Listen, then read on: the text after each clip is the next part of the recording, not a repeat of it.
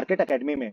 दोस्तों आज के इस वीडियो में हम एक और अपकमिंग एसएमई आईपीओ जो कि 16th ऑफ मई को ओपन होने जा रहा है उसका डिटेल एनालिसिस करेंगे। दोस्तों कंपनी का नाम है कृषिका स्ट्रैपिंग सॉल्यूशंस लिमिटेड।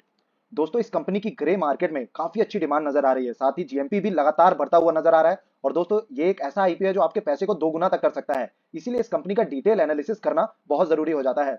और फ्रेंड्स इसीलिए हम इस वीडियो में कंपनी की प्रोफाइल यानी बिजनेस मॉडल का डिटेल एनालिसिस करेंगे, साथ ही कंपनी के फाइनेंशियल्स और रेवेन्यू मॉडल को भी चेक करेंगे और जानेंगे कि कंपनी अपने आईपीओ को किस वैल्यूएशन पे लेकर के आई है। साथ ही दोस्तों मार्जिन्स को भी चेक करेंगे और ऑब्जेक्ट्स ऑफ द इशू को भी डिस्कस करेंगे, जिससे हमें पता लगेगा कि कंपनी आईपीओ के थ्रू जो पैसा रेस करेगी उससे कंपनी काम क्या करने वाली है। और दोस्तों आईपीओ से जुड़ी सारी डिटेल्स जैसे इंपॉर्टेंट डेट्स, करंट जीएमपी और ये आईपीओ आपको कितने लिस्टिंग गेन दे सकता है, मतलब कितना मोटा पैसा बना करके दे सकता है। और दोस्तों आखिर में कि हमें इस आईपीओ में अप्लाई करना है या फिर इसे अवॉइड करना है। तो दोस्तों ये वीडियो काफी ज्यादा इंफॉर्मेटिव होने वाला है, तो प्लीज इसे लास्ट तक जरूर देखें। और हाँ दोस्तों, अगर अब तक आपने हमारे चैनल को सब्सक्राइब नहीं किया है तो प्लीज पहले चैनल को सब्सक्राइब जरूर कर लें और बेल आइकन को क्लिक करें ताकि आपको हमारे वीडियोस के इंपॉर्टेंट नोटिफिकेशन टाइम से मिलते रहें। चलिए दोस्तों वीडियो को स्टार्ट करते हैं और सबसे पहले डिस्कस कर लेते हैं कंपनी प्रोफाइल को कि आखिर दोस्तों ये कंपनी काम क्या करती है। So friend, this company is incorporated in 2017।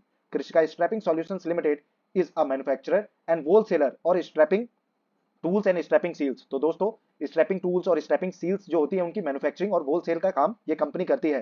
The company has manufacturing facility in Chennai with capacity of 18,000 metric ton of steel straps and 80 million seals per annum.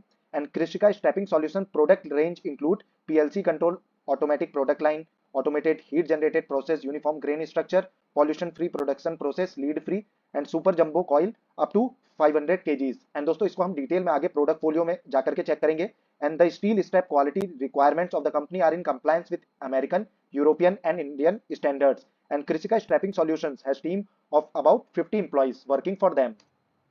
अब दोस्तों और भी थोड़ी डिटेल्स को चेक कर लेते हैं कंपनी की। तो दे offer a wide range of high quality strapping, heat generated steel strapping and accessories. दोस्तों इसमें आप देख सकते हैं कि स्टील स्ट्रैप्स आते हैं, कुछ इस तरीके के होते हैं, वही स्ट्रैपिंग सील्स होती हैं, साथ ही स्ट्रैपिंग टूल्स भी ये कंपनी मैन्युफैक्चर करती है, साथ ही उसके होलसेल और सेलिंग का काम ये कंपनी करती है। अब दोस्तों कुछ और भी डिटेल्स को चेक कर लेते हैं। तो अगर आप स्टील स्ट्रैप्स को डिटेल में समझना चाहते हैं तो आप कंपनी की वेबसाइट को भी विजिट कर सकते हैं। तो काफी सारे जो अलग अलग डिफरेंट ग्रेड्स की स्टील स्ट्रैप्स होते हैं उनकी मैन्युफैक्चरिंग और सेलिंग का काम ये कंपनी करती है, जो कि आप देख सकते हैं। इसमें वाइंडिंग टाइप में रिबन वाइंडिंग है, मिल वाइंडिंग है, वही सुपर जंबो कॉइल टाइप के डिफरेंट डिफरेंट जो स्टील स्ट्रैप्स होते हैं उनकी मैन्युफैक्चरिंग का काम ये कंपनी करती है। साथ ही प्रोडक्ट फिनिश की अगर हम बात करें तो डिफरेंट कलर के स्ट्रैपिंग वगैरह को ये मैन्युफैक्चर करती है। साथ ही अगर जो टूल्स जो रिक्वायर्ड होते हैं, जो मशीन लगती है, उसकी भी मैन्युफैक्चरिंग का काम ये कंपनी करती है, जैसा कि आप स्क्रीन पे अभी देख सकते हैं। और वहीं अगर स्टील सील्स की हम बात करें तो आप सील्स में भी देख सकते हैं कि डिफरेंट जो ग्रेड्स की सील्स होती है उनकी मैन्युफैक्चरिंग का काम कंपनी करती है। साथ ही उसकी मशीन जो स्ट्रैपिंग सील्स को लगाने के लिए काम आती है वो भी कंपनी मैन्युफैक्चर करती है। साथ ही दोस्तों इसका जो प्लांट है वो चेन्नई में है और इसका जो मेन तमिलनाडु स्थित इसका जो ऑफिस है वो तमिलनाडु में ही स्थित है। अब दोस्तों एक और बहुत इंपॉर्टेंट पैरामीटर और डेटा होता है जो हमें हमेशा ही चेक करना चाहिए, चाहे हम आईपीओ में कभी लॉन्ग टर्म के लिए इनिशिएट कर रहे हैं, पोजीशन को बिल्डअप कर रहे हैं या अप्लाई कर रहे हैं, या फिर दोस्तों चाहे हम सिर्फ लिस्टिंग गेन्स के लिए ही क्यों ना अप्लाई कर रहे हैं, वो है दोस्तों कंपनी के फाइनेंशियल्स को चेक करना कि कंपनी फाइनेंशियली कितनी स्ट्रॉन्ग है। तो चलिए दोस्तों एक एक कर फाइनेंशियल्स को भी चेक कर लेते हैं। तो सबसे पहले डिस्कस करते हैं टोटल एसेट्स को। तो अगर आप देखेंगे तो टोटल एसेट्स कंटिन्यूअसली कंपनी के बढ़ते हुए नजर आए हैं, तो कंसिस्टेंट ग्रोथ कंपनी के टोटल एसेट्स में नजर आई है, जो कि कंपनी के लिए काफी पॉजिटिव पॉइंट है। वहीं अगर टोटल रेवेन्यू की हम बात करें तो 98 लाख से बढ़कर के 6351 लाख का जो रेवेन्यू है वो कंपनी ने साल 2023 फरवरी तक जनरेट किया था, जो कि अपने आप में काफी मैसिव फिगर है और कंपनी काफी अच्छा मुनाफा और रेवेन्यू जनरेट कर रही है। वहीं अगर प्रॉफिट आफ्टर टैक्स की हम बात करें तो कंपनी लॉस मेकिंग कंपनी थी साल 2020 और 21 में। तो दोस्तों आप देख सकते हैं कि साल 2020 में नेगेटिव में था प्रॉफिट आफ्टर टैक्स, वहीं साल 2021 में थोड़ा कम हुआ लेकिन फिर भी नेगेटिव में ये फिगर था। साल 2022 में जाकर के ये प्रॉफिटेबल कंपनी हुई और उसके बाद अभी साल 2023 फरवरी क्वार्टर के महीने तक काफी अच्छा प्रॉफिट कंपनी ने जनरेट किया है। पर ये भूलने वाली बात नहीं कि ये कंपनी लॉस मेकिंग कंपनी थी आज से जस्ट 2 साल पहले, इसीलिए कभी भी किसी वैसे भी एक एसएमई कैटेगरी की कंपनी है तो कभी भी लॉन्ग टर्म के लिए अप्लाई ना करें, और जब भी अप्लाई करें तो फाइनेंशियल्स को जरूर चेक करें। तो चलिए दोस्तों नेटवर्थ को भी चेक कर लेते हैं। तो 64.34 करोड़ की नेटवर्थ साल 2020 में थी, फिर ये नेगेटिव में हुई एंड साल 2022 में 159 लैक्स की हुई और साल 2023 में काफी बढ़ती हुई नजर आई और 945 लैक्स की हुई। वहीं अगर रिजर्व एंड सरप्लस की बात करें तो रिजर्व भी कंपनी के पास नेगेटिव में थे, क्योंकि दोस्तों मेनली ये एक हैवी सेक्टर को बिलोंग करने वाली कंपनी है, तो इसमें काफी ज्यादा डेट भी होता है। तो अगर हम टोटल बोरोइंग्स की भी बात करें तो 827 लैक्स की जो बोरोइंग है साल 2020 में थी और अभी ये फिर से बढ़ती हुई नजर आ रही है, 1193 लैक्स की है। पर जिस हिसाब से कंपनी रेवेन्यू जनरेट कर रही है तो बहुत ज्यादा डेट तो कंपनी के पास नहीं है, पर फिर भी कंपनी जो प्रॉफिटेबिलिटी कंपनी ने शो की है पिछले 2 सालों में ही शो की है, तो इसीलिए थोड़ा सा एक कंसर्न वाला फैक्टर कंपनी से एसोसिएटेड जरूर है। अब दोस्तों कंपनी के वैल्यूएशंस और मार्जिन्स को भी डिस्कस कर लेते हैं। तो earning per share company offer करती है 3.01 का, रिटर्न ऑन नेट वर्थ भी 0.94 ही है, नेट 3.19 है, एबिटा कंपनी का 9.22 का है। तो दोस्तों बहुत ज्यादा फंडामेंटली साउंड ये कंपनी तो नहीं है और एक हैवी सेक्टर को बिलोंग करने वाली कंपनी है, तो इसीलिए बहुत ज्यादा हम फंडामेंटल्स पे नहीं जाएंगे। और मेनली दोस्तों एसएमई आईपीओस में डिमांड चेक की जाती है कि कितनी डिमांड ग्रे मार्केट में निकल करके आ रही है, जीएमपी कैसा अभी फ्लक्चुएट हो रहा है या फिर कंसिस्टेंट है, वो चेक करके आप एसएमई आईपीओ में पैसे को लगाएं और एप्लीकेशन को लगाएं। बाकी दोस्तों हम इसे आगे और भी ज्यादा डिटेल में डिस्कस करेंगे। ऑब्जेक्ट्स ऑफ द इशू की अगर हम बात करें तो कंपनी ने जो पॉइंट्स दिए उसमें है capital expenditure for setting up new strapping line. तो दोस्तों कंपनी एक न्यू स्ट्रैपिंग लाइन इनिशिएट करने जा रही है, उसके लिए जो कैपिटल लगना है उसी के एक्सपेंडिचर के लिए कंपनी आईपीओ को लेकर के आई है। साथ ही repayment of certain secured borrowings in full. तो दोस्तों कंपनी के पास जो सिक्योर्ड बोरोइंग्स है उन्हें भी कंपनी फुल्ली डिसॉल्व करना चाहती है, डाइल्यूट करना चाहती है और कंपनी डेट फ्री होना चाहती है, जो कि कंपनी के फंडामेंटल्स को भी स्ट्रॉन्ग करेगा। एंड थर्ड पॉइंट जो कंपनी ने दिया है वो है general corporate expenses and issue expenses.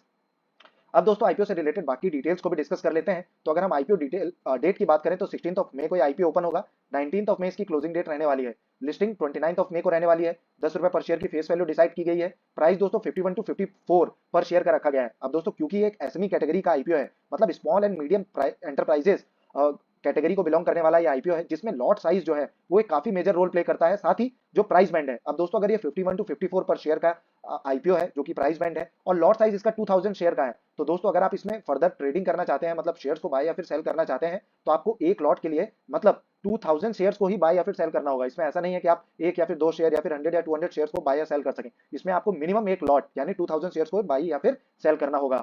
वहीं दोस्तों अगर आप एसएमई आईपीओस को डिटेल में समझना चाहते हैं तो आप आई बटन पे क्लिक कर इस वीडियो को जरूर देखें, उसके बाद आपको एसएमई आईपीओ से रिलेटेड कोई भी डाउट नहीं रहने वाला है। दोस्तों अब टोटल इशू साइज की हम बात कर लेते हैं तो 17.93 करोड़ का इशू है, जो कि पूरा का पूरा फ्रेश इशू, इसमें ऑफर फॉर सेल कुछ भी नहीं है, जो कि एक और काफी पॉजिटिव पॉइंट है इस पर्टिकुलर आईपीओ के लिए। इशू टाइप की बात करें तो बुक बिल्ड इशू आईपीओ रहने वाला है, जिसकी लिस्टिंग एनएसई एसएमई में होने जा रही है। वहीं दोस्तों इसमें क्यूआईबीज का 50% का कोटा है और दोस्तों ये भी एक बड़ा रीजन है। आमतौर पर देखा जाता है कि जिस भी एसएमई आईपीओ में क्यूआईबीज का कोटा होता है वो काफी अच्छा परफॉर्म करते हैं और इसीलिए दोस्तों ग्रे मार्केट में और काफी अच्छी डिमांड इस आईपीओ की अभी से नजर आ रही है, जबकि आईपीओ ओपन होने में अभी काफी ज्यादा दिन बाकी है। और दोस्तों एचएनआईज के लिए 15% का कोटा रिजर्व किया गया है, वहीं 35% का जो एलोकेशन है वो रिटेल कैटेगरी के लिए रहने वाला है। अब दोस्तों आईपीओ से रिलेटेड टेंटेटिव टाइम टेबल को भी डिस्कस कर लेते हैं। तो जैसा कि हमने देखा था कि 16 ऑफ मई को आईपीओ ओपन होगा, 19 ऑफ मई को इसकी क्लोजिंग रहने वाली है, 24 ऑफ मई को अलॉटमेंट की जानकारी लगेगी। वहीं दोस्तों अगर आपको अलॉटमेंट नहीं मिलता तो 25 ऑफ मई को आपके पैसे आपको रिफंड कर दिए जाएंगे। और दोस्तों अगर आपको अलॉटमेंट मिल जाता है तो आपके जो शेयर्स हैं वो आपको क्रेडिट कर दिए जाएंगे 26 ऑफ मई को। वहीं दोस्तों इसकी जो लिस्टिंग है वो 29 ऑफ मई को रहने वाली है। अब दोस्तों आईपीओ के लॉट साइज को भी डिस्कस कर लेते हैं। तो अगर आप एक लॉट के लिए रिटेल कैटेगरी से एप्लीकेशन लगाना चाहते हैं, मतलब 2000 शेयर्स के लिए, तो जो अमाउंट आपको लगेगा पर्टिकुलर इस इशू में बिडिंग लगाने के लिए वो है 1,08,000 रुपीज का। और दोस्तों क्योंकि टोटल जो मैक्स लिमिट है वो रिटेल कैटेगरी में 2 लाख रुपीज की है, तो आप सिर्फ एक लॉट के लिए ही रिटेल कैटेगरी से मैक्स अप्लाई कर सकते हैं, मतलब 2000 शेयर्स के लिए, और अमाउंट आपको वही 1,08,000 रुपए लगेंगे। और अगर आप एचएनआई कैटेगरी से मिनिमम 2 लॉट के लिए एप्लीकेशन लगाना चाहते हैं इस पर्टिकुलर इशू में, तो जो शेयर्स आपको अलॉट होंगे वो 4000 होंगे और वहीं आपका जो अमाउंट लगेगा वो है 2,16,000 रुपीज का। अब दोस्तों इससे रिलेटेड कई सारे डाउट भी आते हैं कि किस तरीके से कैटेगरी वाइज एलोकेशन का पूरा प्रोसेस काम करता है और कैसे आप अपनी जो प्रोबेबिलिटी है, जो चांसेस है आईपीओ में एलोकेशन बढ़ाने के, वो कैसे बढ़ सकती है। तो दोस्तों उसे समझने के लिए, एलोकेशन के पूरे प्रोसेस को समझने के लिए आप आई बटन पे क्लिक कर इस वीडियो को जरूर देखें।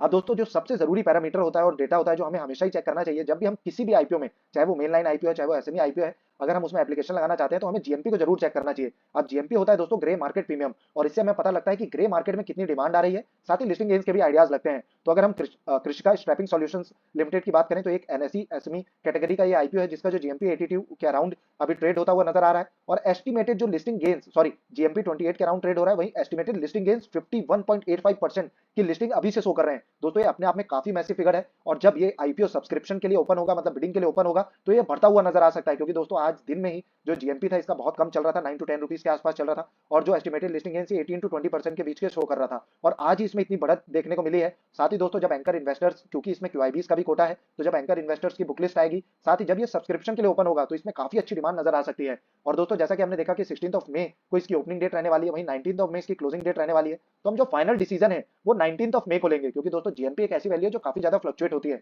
और अगर ये कंसिस्टेंट रहती है या फिर बढ़ती हुई नजर आती है, तो हम 19 ऑफ मई को on the basis of subscription status, anchor investors की बुक लिस्ट और जीएमपी तीनों को चेक करिए, आपको अपडेट करेंगे पोस्ट के थ्रू कि हम इस आईपीओ में अप्लाई कर रहे हैं या फिर इसे अवॉइड कर रहे हैं। वहीं दोस्तों आप जब भी किसी आईपीओ में अप्लाई करें तो खुद की ओन रिसर्च भी करें, वहीं अपने फाइनेंशियल एडवाइजर की सलाह लेना ना भूलें। अब दोस्तों बाकी आईपीओस के भी जीएमपी को चेक कर लेते हैं। तो अगर हम टाटा टेक्नोलॉजीज की बात करें तो ये एक मेन लाइन कैटेगरी का आईपीओ है और दोस्तों 2023 का ये सबसे बड़ा आईपीओ रहने वाला है, जो कि काफी मोटा पैसा आपको बना करके दे सकता है। और दोस्तों अभी तो इसके ग्रे मार्केट में कोई भी डिमांड नजर नहीं आ रही, पर दोस्तों ये एक ऐसा आईपीओ जो सच में काफी मोटा पैसा बना करके दे सकता है और टाटा ग्रुप को बिलोंग करने वाला एक आईपीओ है।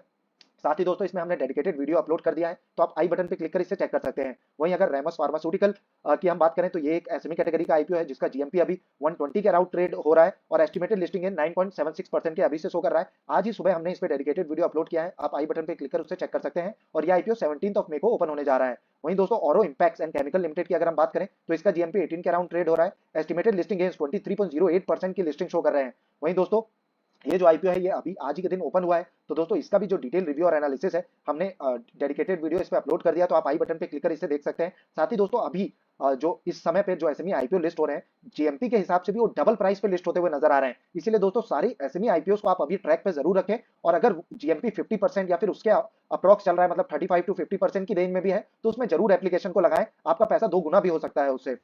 और दोस्तों ये तो हो गया आईपीओ से रिलेटेड चीजें, पर अगर आप अपने पोर्टफोलियो को बनाना चाहते हैं, मतलब कुछ फंडामेंटली स्ट्रॉन्ग कंपनीज पिक करना चाहते हैं, अपने पोर्टफोलियो को करना चाहते हैं, तो दोस्तों उसके लिए फंडामेंटल एनालिसिस बहुत जरूरी चीज है। और फंडामेंटल एनालिसिस को स्टेप बाय स्टेप बहुत ही ईजी लैंग्वेज में सीखने के लिए आप आई बटन पे क्लिक कर इस प्लेलिस्ट को जरूर चेक करें।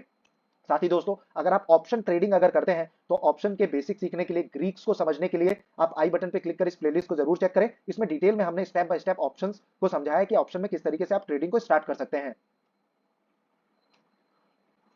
और दोस्तों हम इस चैनल में सारे ही आईपीओस का डिटेल रिव्यू और एनालिसिस करते हैं, तो दोस्तों चैनल को जरूर सब्सक्राइब करें। साथ ही वीडियो अगर इन्फॉर्मेटिव लगा हो तो वीडियो को लाइक करना ना भूलें और बेल आइकन को क्लिक करें ताकि आपको हमारे वीडियोस के इंपॉर्टेंट नोटिफिकेशन टाइम से मिलते रहें। धन्यवाद दोस्तों।